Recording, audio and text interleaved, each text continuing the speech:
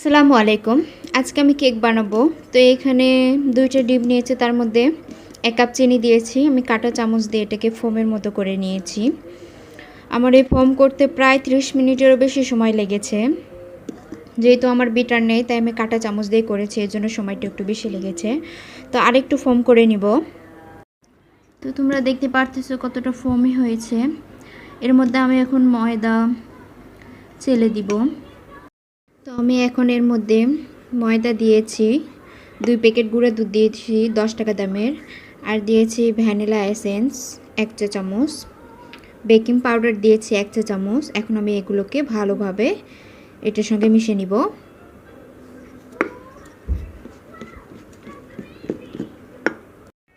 এটার মধ্যে আমি এখন অল্প অল্প করে তেল দিব আর ব্যাটারটা ভালোভাবে মিশিয়ে নিব।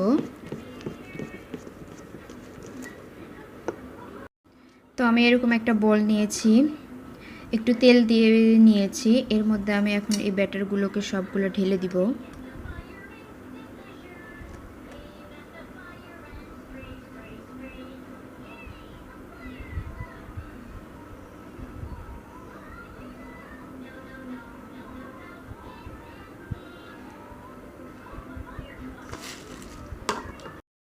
তো আমি এরকম একটা কড়াই নিয়েছি, এর মধ্যে এরকম একটা ছোট বাটি বসিয়ে দিব, তার মধ্যে কেকের এটা বসিয়ে দিব, তারপর ঢাকনা দিয়ে দিব। এখন ঢাকনা দিয়ে দিব, দিয়ে ঢেকে দিব। তো হচ্ছে এই আমার কেক একদম রেডি। খুব একটা পারফেক্ট হয়েছে তাও না, হয়েছে মোটামুটি। তো আমি কেটেছি, এই যে ফ্লাফি। এখন খেয়ে দেখার পালা কেমন লাগে। প্রথমবার চেষ্টা করলাম, তো এরকম হয়েছে। অবশ্যই নেক্সট টাইম আরও ভালো হবে ইনশাল্লাহ।